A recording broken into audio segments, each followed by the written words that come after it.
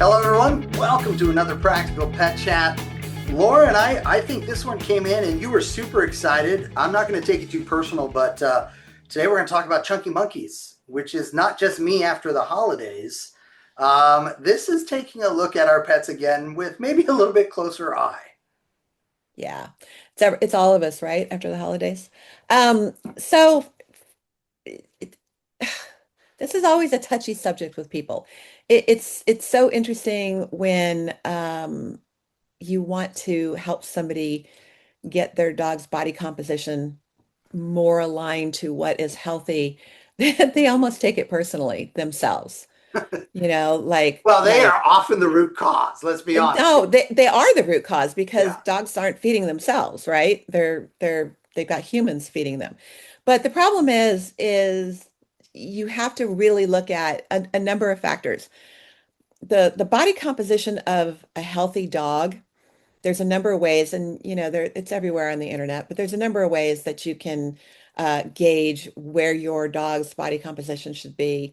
And it's not just whether or not they have a waistline, but where Or the there tuck. is, yeah, Yeah. exactly. But I would have clients whose dogs I would put on a little bit of a weight loss plan, and as soon as they got that tuck, they would come in elated. Okay, we're done, yay! And I'm Yeah. like, no, we're not.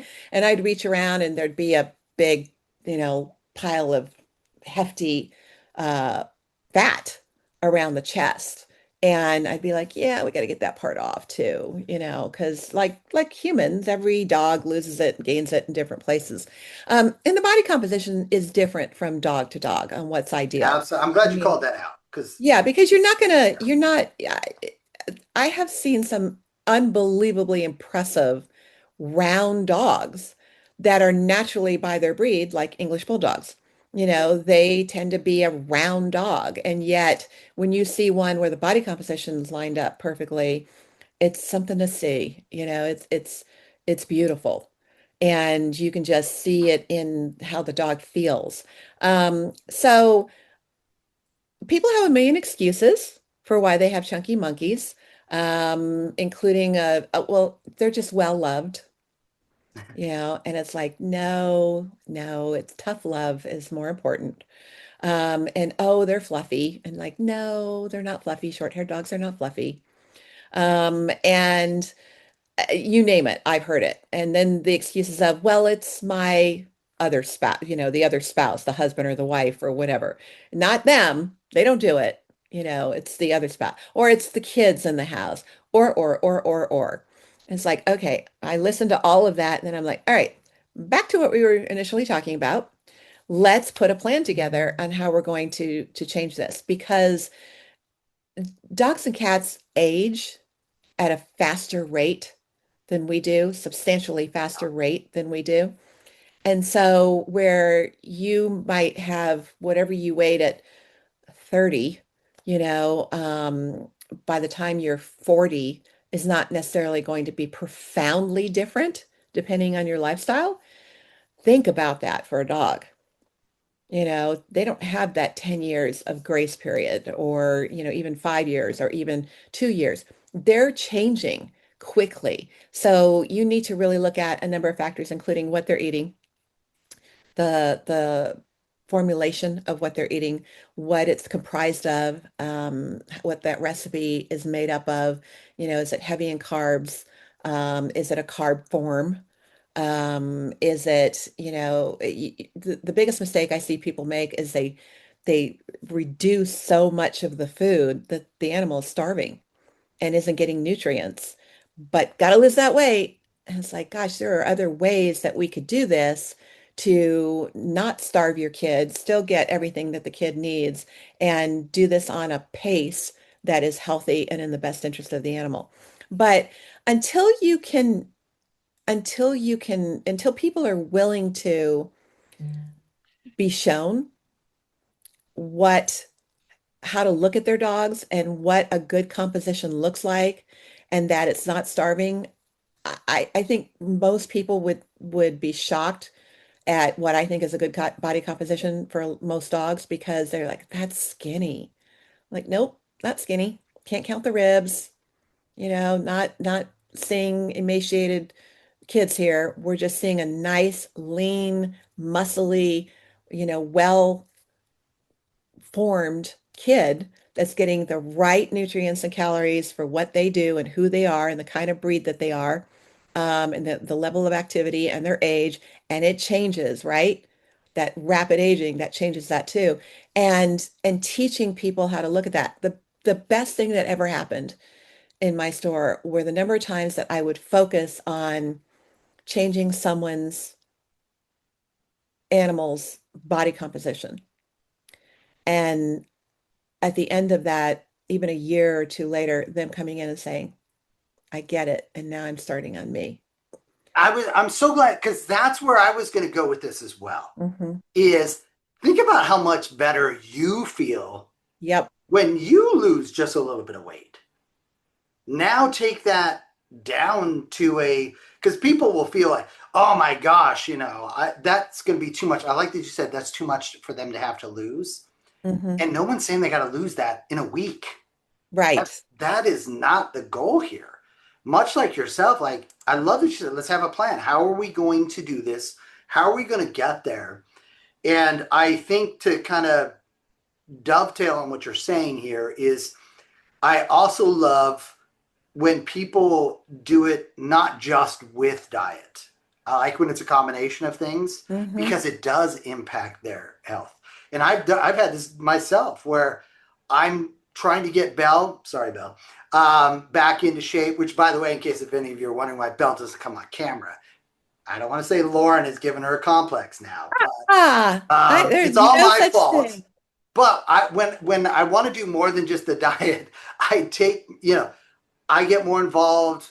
My wife, the kids, we're out there walking, and it's so funny because I think I shared one of the changes I saw happening in me last year was I wasn't getting outside as much because I was so busy with work that by the time I had to really get out for a half hour, an hour, it was not peak sunshine hours. So I'm not getting the vitamin D, all the rest of that. So I made it a point for several weeks to I'm going to take my 10, 15 minutes and just get outside, sit outside with Bella, throw the ball, play with her, just be in her presence. And that alone was amazing. But also getting the sunshine, getting all that. Extrapolate that down, right? I'm a big human being. I got this beautiful being that's not even a third, maybe a fourth of me in terms of, size and shape and all of that. That benefit is so exponentially powerful for them. And I like that you said it doesn't have to be just one pathway to get there. In fact, it's that combination that I really think is the most beneficial. And that's, when folks will say, well, how can I avoid, these issues? And, sometimes you can't because it's genetics, but you can certainly slow down those things from happening by having the proper weight on your animal. And you can also, in reverse, you can exacerbate and expedite when those things are impacting them because of the weight. And I think that's Well, where you and I get the sadness part of it is like, ooh, that could have been avoided. We got to do something. well, I mean, when you look at it, just from a stand aside, step back and look at it, they're not feeding themselves. I wish someone controlled what I ate. You know, I don't, but okay. I do. I wish somebody would say, no, no, you can't have any more. That's it. You can't have that because it would be like, oh, all right, well, that'll work, but That is not the Lauren I know, but okay. no, no, I but it's a think nice fantasy. otherwise you would be willing to come to my house and eat. No, I'm never Because coming I'm to your more than house to happy to eat. tell you. No, Here's your but cricket dessert. But what I mean is that yeah, it's just that, I'm not a big sweet eater, but there are people that, when you say to them, wouldn't it be great if you just couldn't open the refrigerator door, if you couldn't Sure. buy carrot cake and the things like that. Just because it says carrot cake doesn't mean it's healthy, you guys.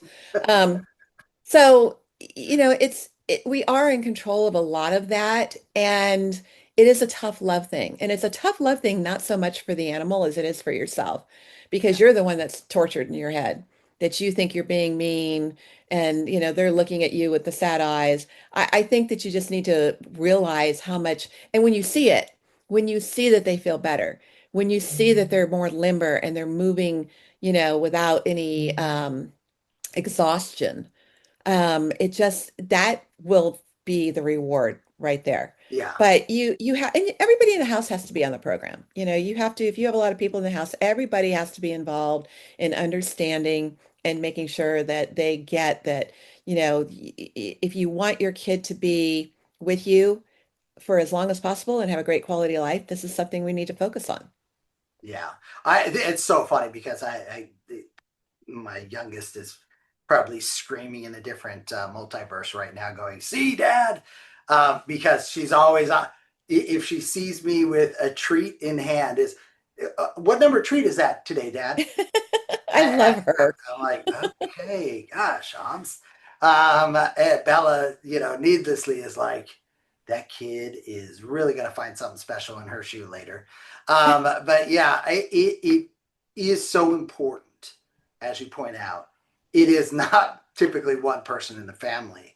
And then it's just compounded and compounded and compounded. Right. Um, and it's so funny too because so many folks will share with me their stories of like, oh my gosh, we triple fed. I got this call not too long ago. We triple fed the dog because none of us, we all got going with our days and we weren't sure if the dog had been fed. And one look at the dog and it was clear the dog hadn't been fed.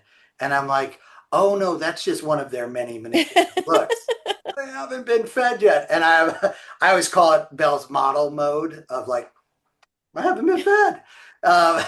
Please.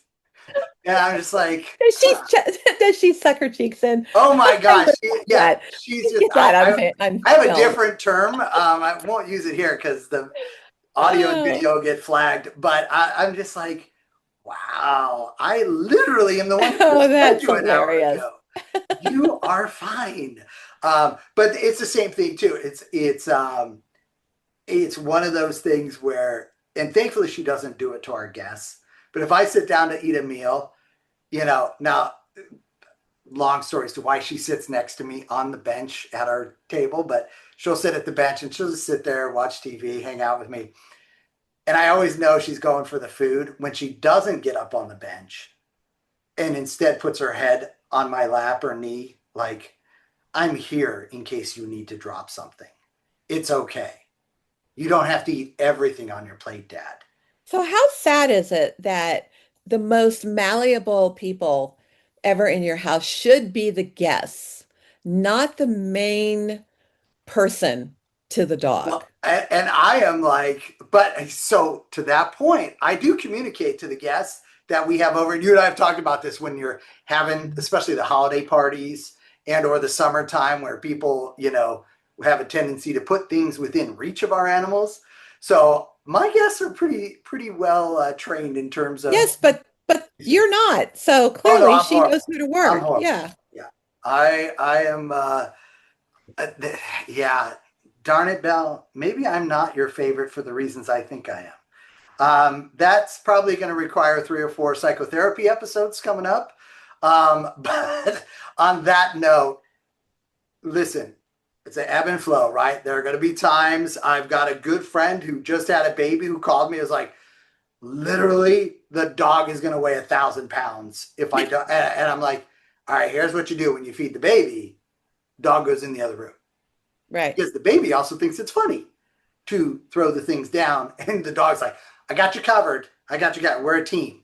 So he's like, oh, yeah. But then the dog whines. And I'm like, so that's the time for one of you to feed the baby and one of you to take the dog for a To walk, feed, right. you Or to know, feed the dog. or to Yeah. feed the dog. Yeah. There are ways we get that. And as you've seen throughout this episode, I am as guilty as any of you out there. But Rob that is the being said, problem. I He's always the do. problem. Yeah, but wow. Yeah, send those emails to the email address up above. But that being said, we get it. We just want to check in with you as well, just like you should be doing, or a responsible family member should be doing to say, hey, let's take a moment here. Let's make sure we're on track because at the end of the day, that weight has such a tremendous impact on their body, on their mental health, on all of it. So please, it's been a fun episode, but let's do the right thing by these amazing, beloved animals. And Lauren, thank you as always. It was fun. It was fun. Take care, everybody. Bye, guys.